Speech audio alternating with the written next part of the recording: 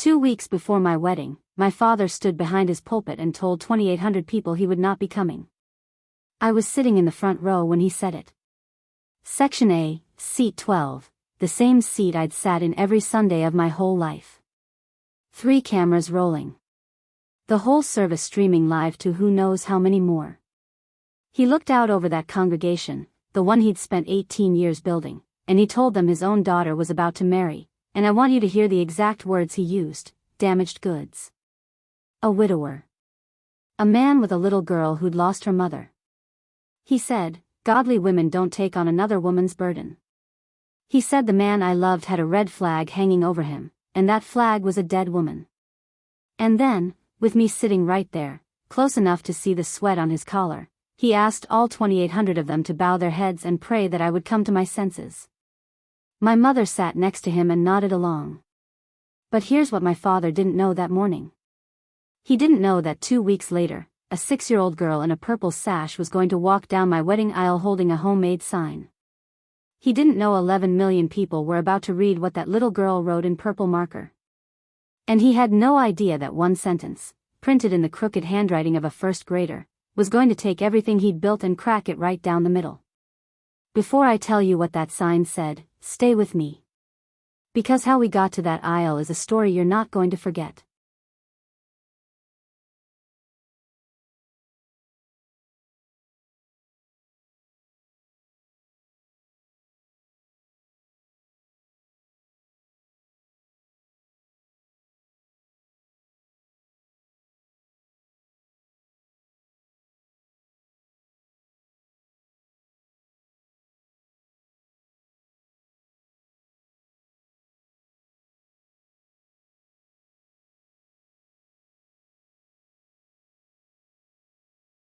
Quick thing before we go on.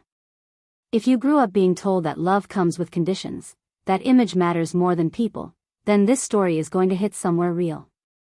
Do me a favor and tap that like button and subscribe, because these are the stories we tell here. And I want to know who's in the room with me tonight. Drop a comment and tell me where you're watching from and what time it is where you are. Team, city, country, kitchen, night shift, wherever this finds you, put it below, so I know who I'm talking to. Now let me take you all the way back to the beginning.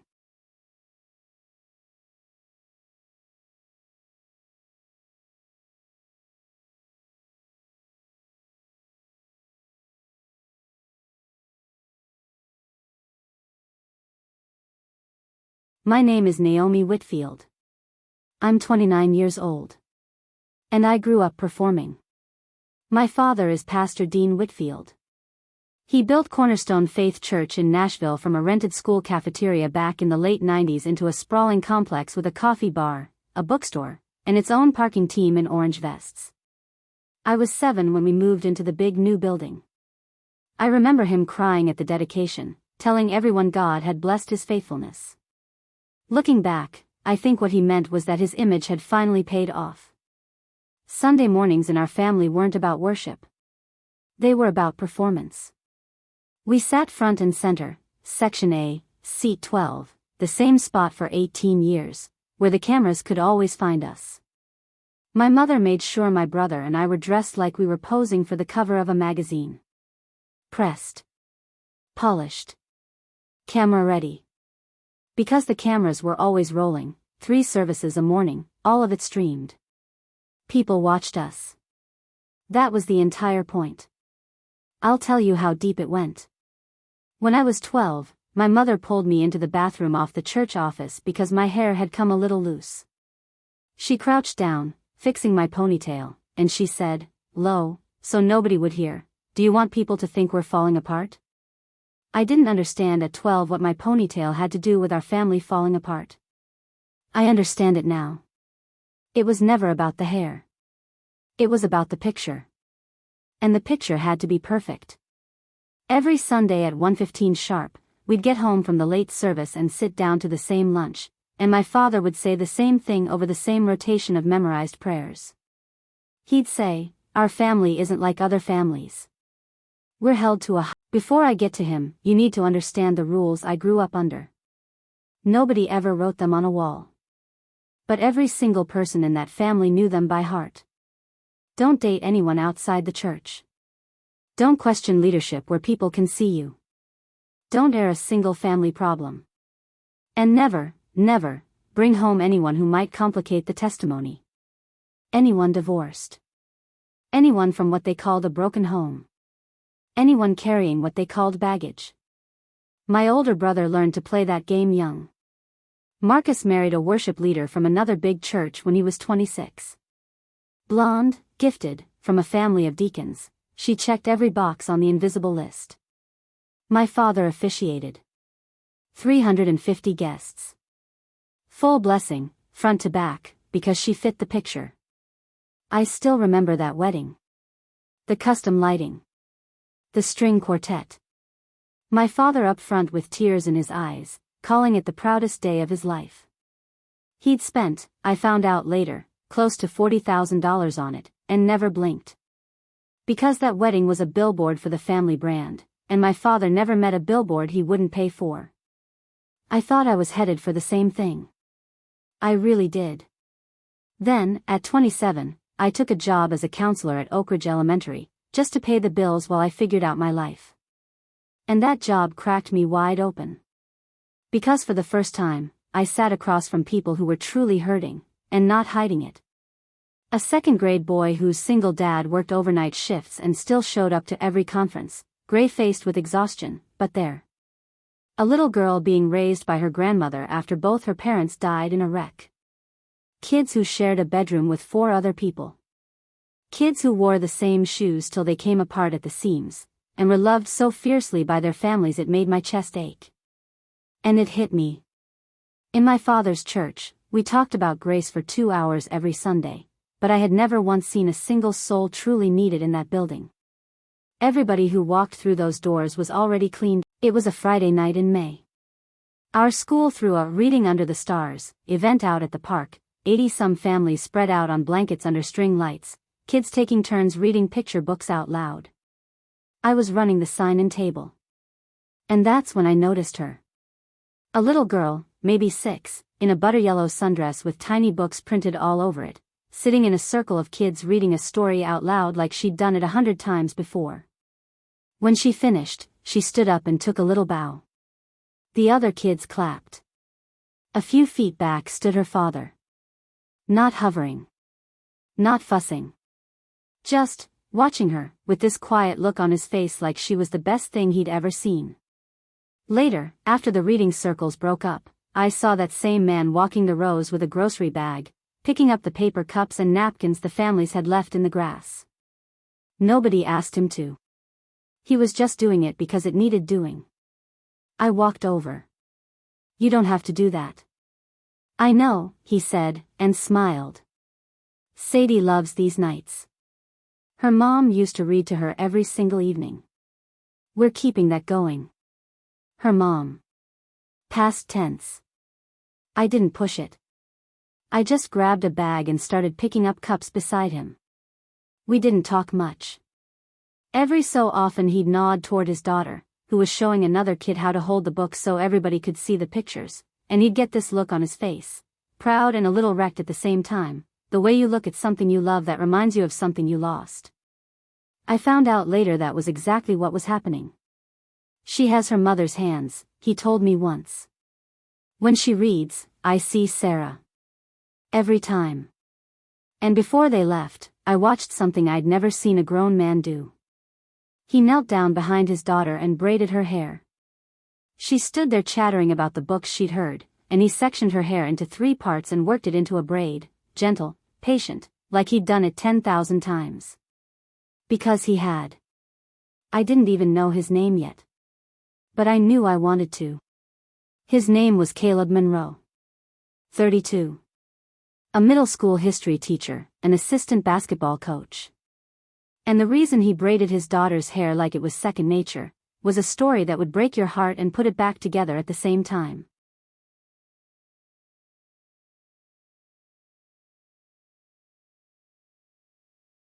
Over the next few weeks, I learned all of it.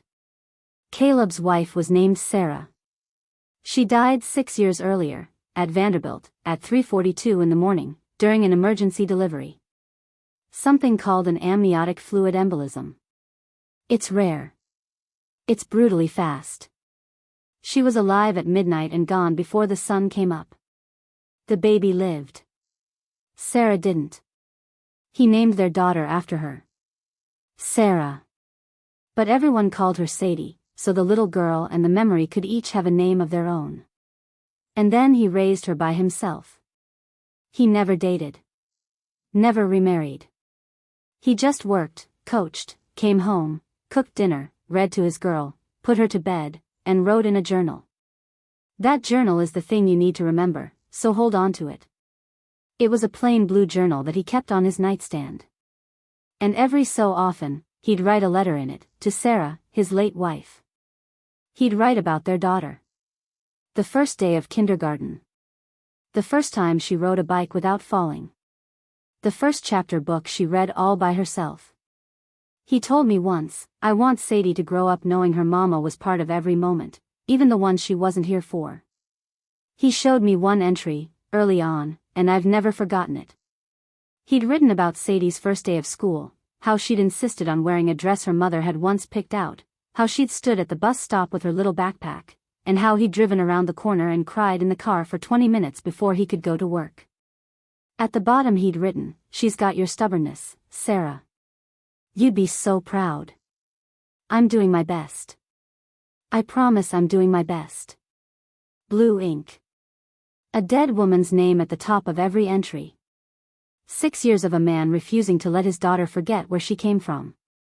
I'd grown up in a family that could quote scripture in their sleep. And here was a man who never quoted a verse at me once, who just lived like every word of it was true. My father built a monument to faith with a coffee bar and 3 cameras. Caleb built one with a blue journal and a braid and a story read out loud every night. And I knew, sitting on the edge of that bed, which one of them God would have walked into. Every morning before school, Caleb read a little Bible story with Sadie at the kitchen table. Not to impress anyone, nobody was watching. It was a tradition his wife had started before she died, and he'd never let it drop. He didn't preach at his daughter. He just read to her.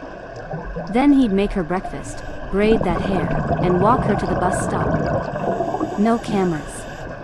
No stage. No performance. Just a man showing up, every single day, whether anyone clapped or not. Our first real date was a barbecue joint downtown, 11:30 on a weekday, because he had to be back to pick Sadie up by 2:45. We ate brisket and talked about teaching, about loss, about what it takes to build a life after the bottom falls out of everything. He didn't talk about his faith like it was a resume. He talked about it like a conversation he was still in the middle of having. I told him, over that meal, a little about where I came from. The big church. The front row. The cameras. He listened to all of it, and then he said something I've never forgotten. He said, "Sounds exhausting, being looked at your whole life instead of being seen." And I set my fork down, because in 27 years, nobody had ever put their finger on it like that. Being looked at, instead of being seen. That was my entire childhood in 6 words, from a man who'd known me for a month. That December, I brought him to my parents' Christmas dinner. My mother smiled her camera smile. My father shook his hand. They asked all the polite questions, his job, his daughter, his late wife, and Caleb answered every one of them straight. He didn't try to dazzle them. He just told the truth. And after he left, my father set down his coffee and said, "He seems like a decent man. But Naomi, think hard about what you'd be taking on. What you'd be taking on. Like Sadie was a burden. Like loving a little girl who'd lost her mother was some kind of optional inconvenience you had to weigh on a scale." I should have seen the whole thing coming right then. I didn't. Because I still wanted to believe the people who taught me the word grace understood what it meant. 6 months later, the man I loved got down on one knee, and his daughter was standing right beside him, holding a sign of her own.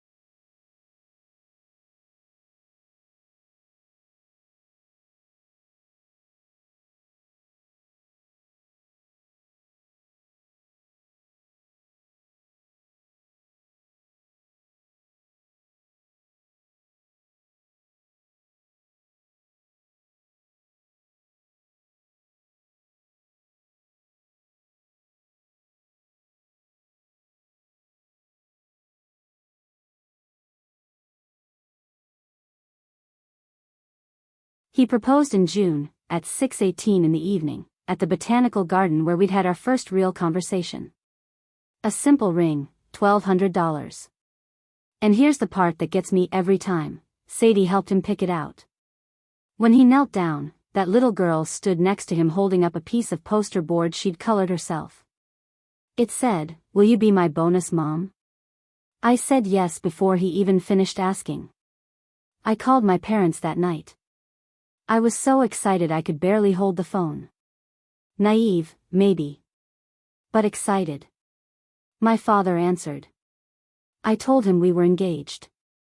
There was a pause. A long one. And then he said, "A widower? Naomi, are you sure about this?" My mother picked up the other line. What will people think? A man with a child, from another woman? From another woman. As if a 6-year-old was the evidence of some scandal. As if her mother dying disqualified her from ever being loved again. I should have hung up. I didn't. I tried to explain. I told them Caleb was a good man. A father who showed up for his daughter every day of her life. A man who honored his late wife's memory while still finding the courage to move forward. And my mother, my own mother, said, "Has he been to counseling? For the grief? The church has resources for people like that. People like that." And that's when I felt it. The floor shifting under me. In that moment, I wasn't their daughter asking for their blessing. I was a problem they needed to manage before it embarrassed them. A month later, I asked my father to do the one thing I'd assumed my whole life he would do. I asked him to marry us. And the answer he gave me, sitting behind his big desk, is something I'll carry to my grave.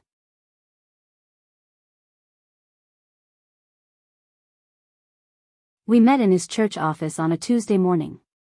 I sat across from his desk, and behind him were 3 framed photographs. One with the governor. One with a worship team at some big conference. One from the day they broke ground on the new building. Not a single family photo.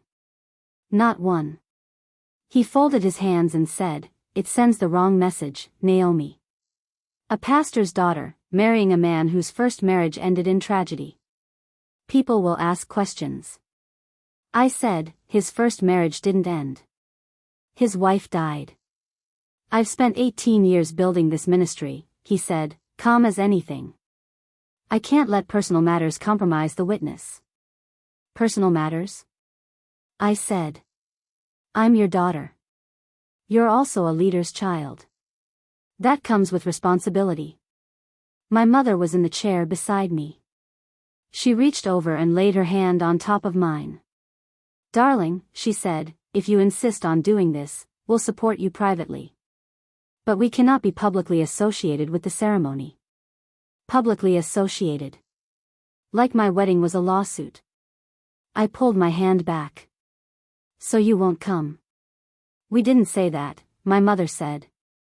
"Yes," I said, "you did." My father leaned forward across that desk full of photos with everyone in them except his own family, and he said, "We're saying we can't celebrate something we don't believe is wise." I stood up. I didn't yell. I didn't cry. I just looked at the man who'd preached grace to 2,800 people every single Sunday of my life, and I said, "You preach grace from that stage every week. But you can't hand a single ounce of it to your own daughter." And I walked out. I called my brother Marcus that night, half hoping he'd take my side.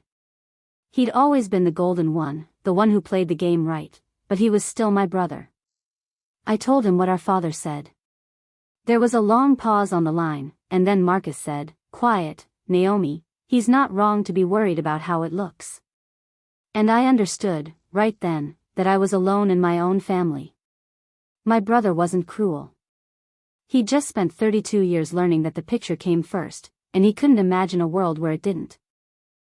All that summer and fall, they worked on me. Kept suggesting I wait a little longer. Kept floating the idea of premarital counseling, with someone who, and I'm quoting them, understands complicated situations. They even offered to pay for it. $3,500. 12 sessions with a Dr. Alan Reyes, a man who specialized in helping young adults, they said, make wise covenant decisions. Let me translate that for you. They wanted to pay a professional $3,500 to talk me out of marrying a good man. I said no. And I want you to sit with how strange that offer was for a second. This was a family that argued over the cost of a good pair of shoes for me growing up. Practical, my mother would say, we don't need to overspend. But $3,500 to keep me from a widowed schoolteacher? That, they'd write a check for without blinking. That told me everything. My happiness had never been an expense they were willing to cover. My obedience, though, that was worth any price. So I booked the garden myself. February 15th. I sent save the dates to 60 people. And at the bottom of every one of them, under the list of names, there was a single line the printer added because my parents insisted on it. The Whitfield family regrets they are unable to attend. My mother called the day hers arrived. Naomi, she said, do you really need to phrase it like that? How should I phrase it? I asked her. You're not coming. That's the truth. In November, I gave them one last chance. We met at a coffee shop. My father squeezed me in before a 3:30 elder meeting, because heaven forbid he be late for church business. I looked both of them in the eye and asked one more time, will you come to my wedding? My father said, we can't celebrate something we don't believe is wise. My mother said, this will hurt the church, Naomi. People look up to us. I stared at her. So you're choosing the church over your own daughter? And my father, calm, level, cold as a stone in a creek, said, I'm choosing my calling. I'm sorry you can't see that. As they stood to go, my mother hugged me, and she leaned in close and whispered, you'll understand when you're a mother. Sometimes love means saying no. And I thought, standing there in the middle of that coffee shop, I already understand. That's exactly why I'm saying yes. By December, I'd made my peace with it. They weren't coming. Fine. But what I didn't understand yet was that I was about to be surrounded by more love than that front row seat had ever given me.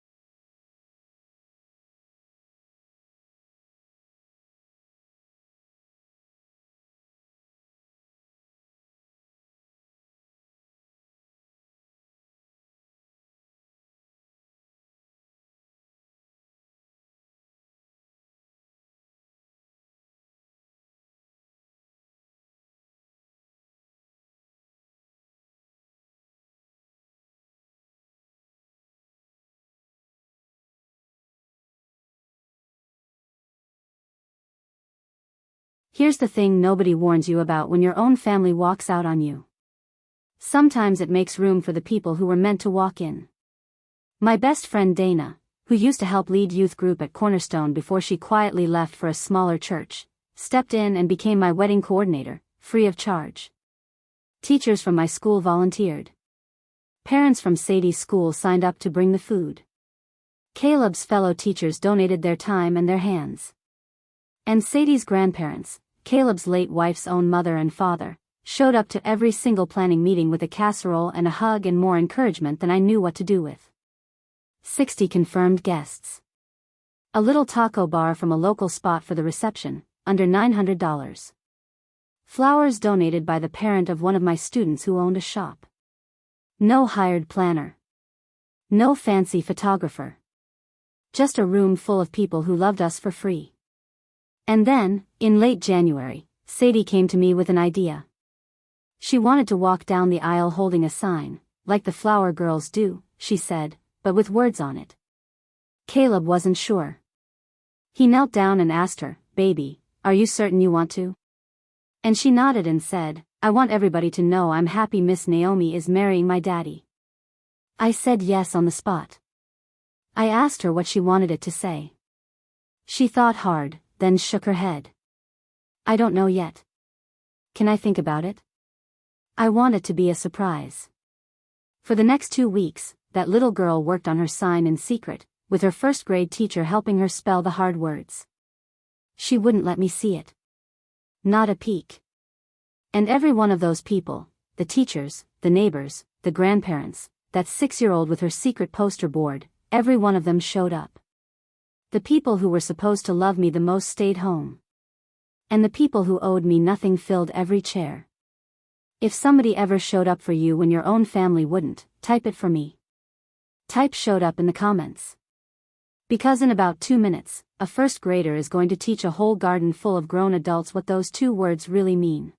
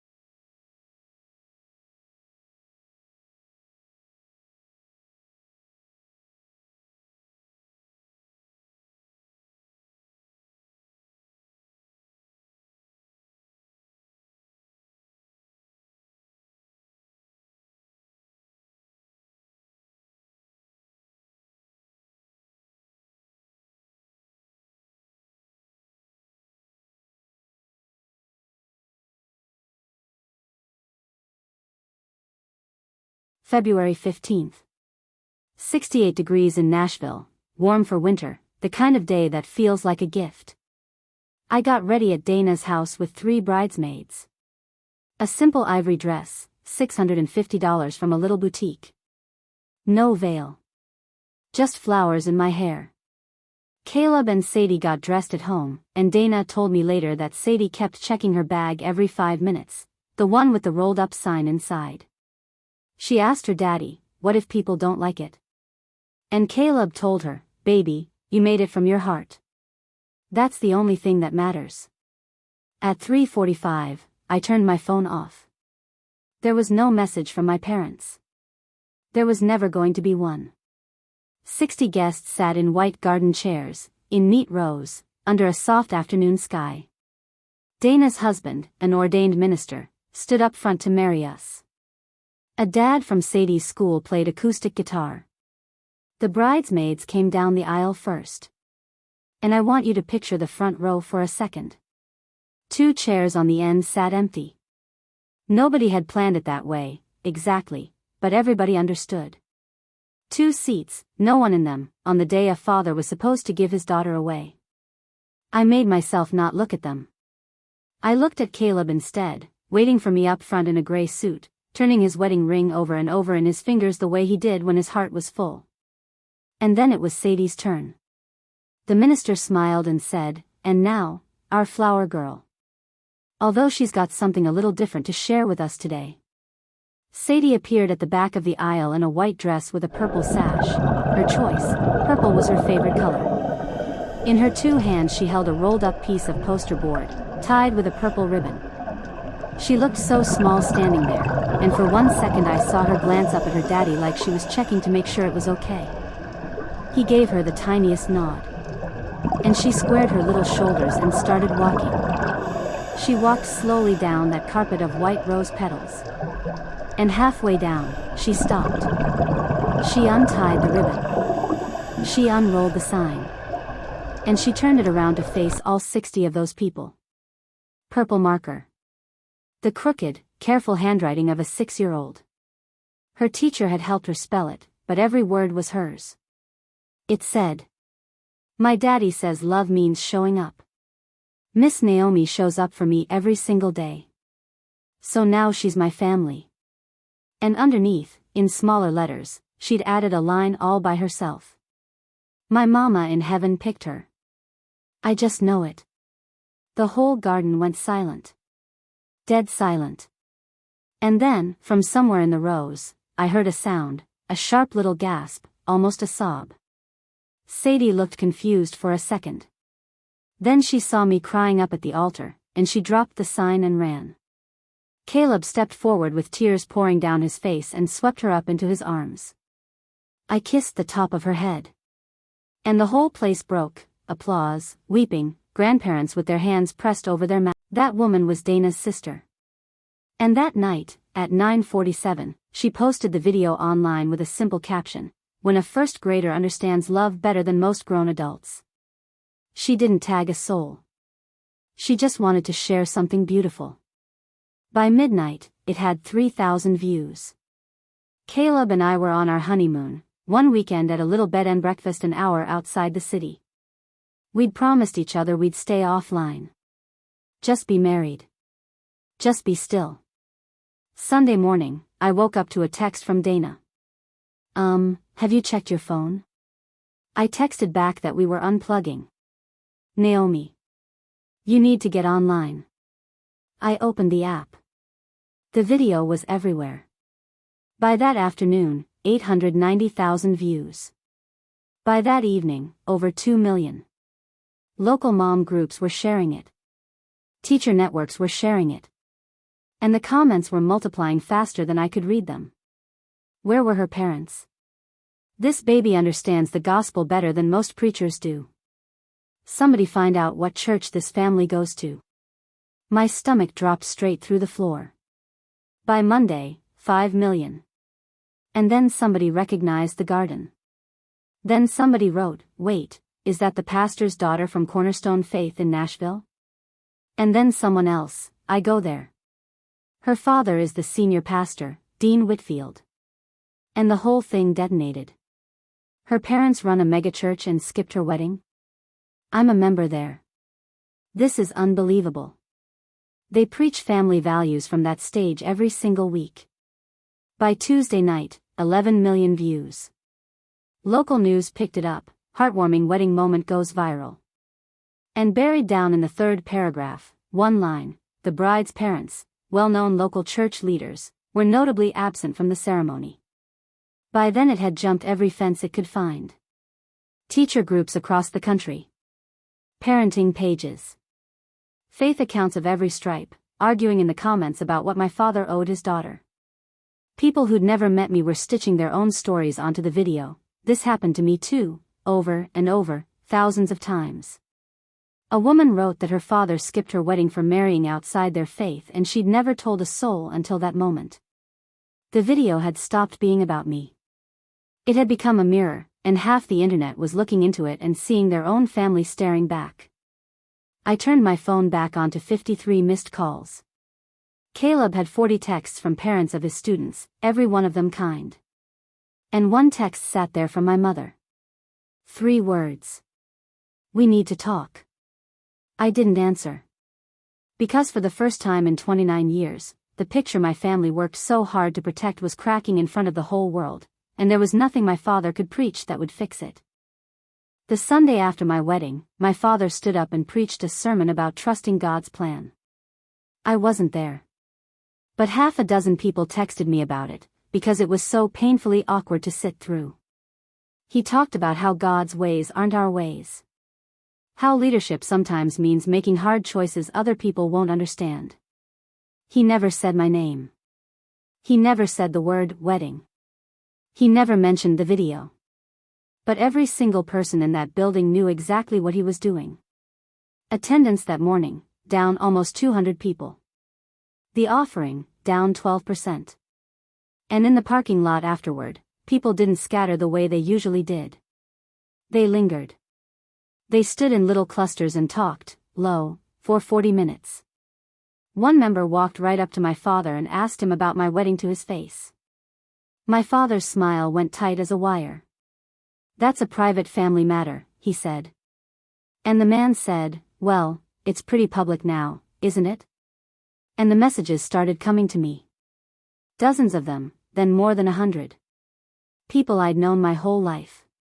Women who'd taught me in children's ministry. A girl who'd been in my youth group years back wrote, "Naomi, I always looked up to your family.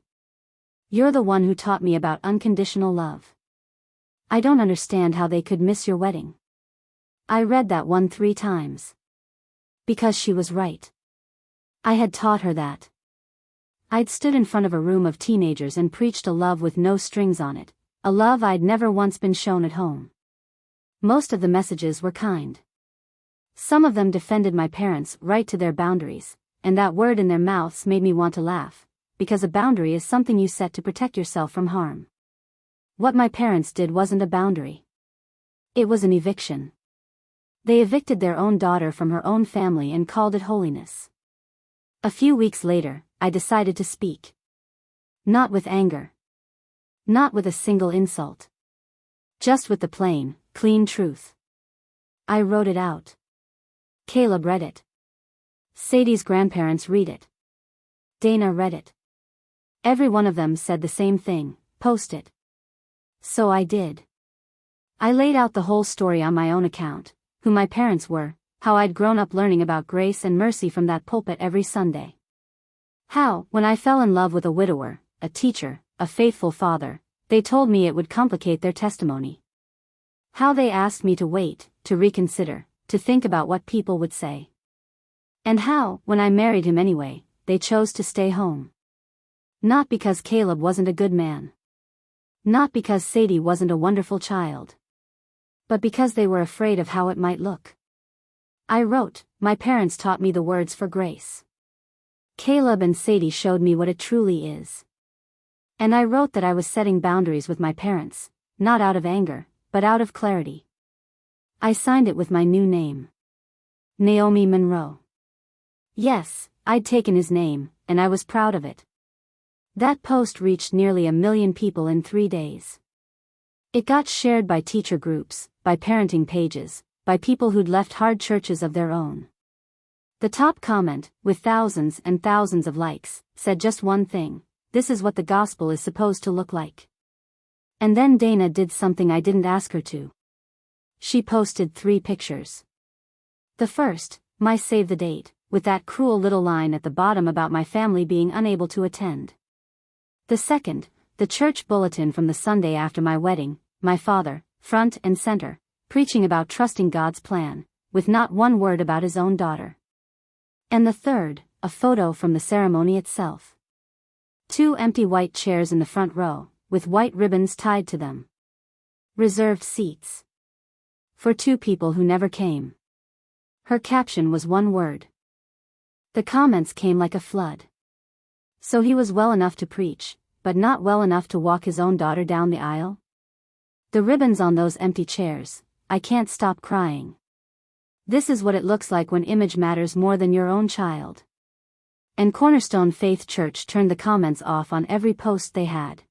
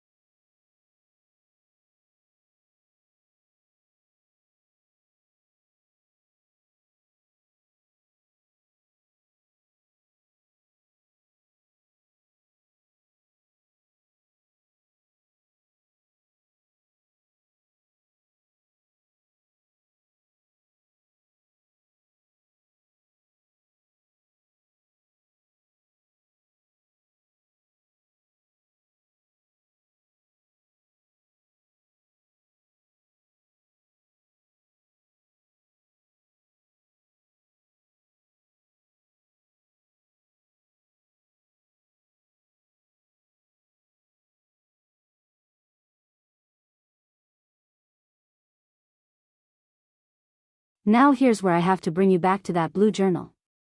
A few weeks after the video, I got a message from a woman I barely knew, Sadie's kindergarten teacher from a couple years back. Turned out she was a member at my father's church, though I never knew it. And she wrote me something that stopped my heart. She said, "Naomi, I was at your wedding. And I need you to know something. Sadie's mother, Sarah, she was in my small group before she passed. And she prayed for you. By name. She prayed you into this family's life before any of us knew you existed." I read that message 10 times, standing in my kitchen, before I could breathe. Not long after, Sadie's grandmother, Sarah's own mother, mailed me a letter. Inside was a page torn carefully from a blue journal. Written in blue ink, dated years before Sadie was even born. Sarah had been pregnant, high risk, and somewhere deep down she'd known something might go wrong. And in that shaky blue handwriting, she'd written a prayer. She wrote, "If I don't make it, God, please send my baby someone who shows up. Someone patient. Someone kind. Someone who will love this child as her own." The grandmother's note underneath said, "Naomi, I found this after Sarah passed. I've held on to it for 6 years. The day I saw that video of your wedding, I knew, you are the answer to my daughter's prayer. I sat down on my kitchen floor and I cried for an hour. Because that little girl was right." The one who wrote it in purple marker at the bottom of her sign, the part her teacher didn't help her with. My mama in heaven picked her. I just know it. She wasn't being sweet. She was telling the truth. A woman I never met had prayed for me from the other side of the grave, and her 6-year-old daughter felt it before any of us ever saw that page. We framed that journal entry. We hung it in our living room, right next to Sadie's wedding sign.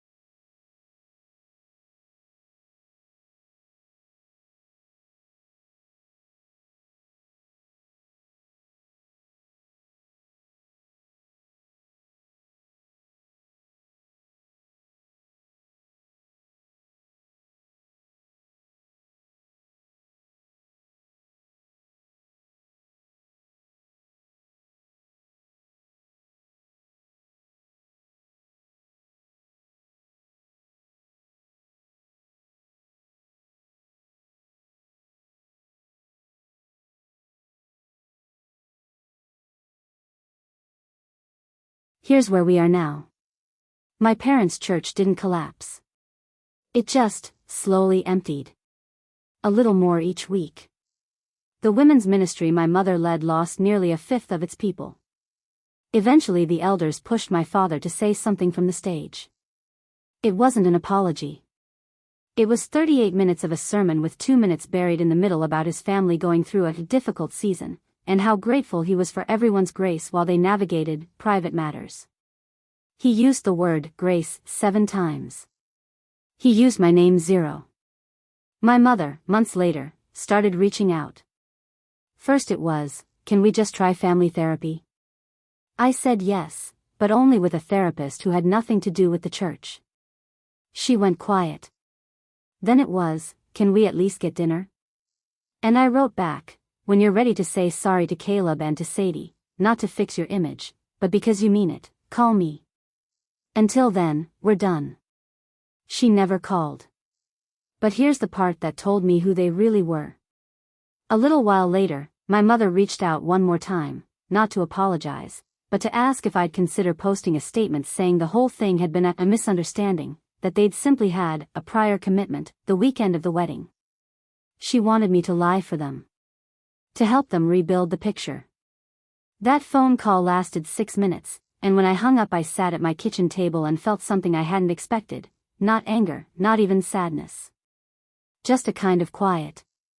The last little thread of hope I'd been carrying, the one that whispered maybe they'll come around, finally went still. And in its place was something better.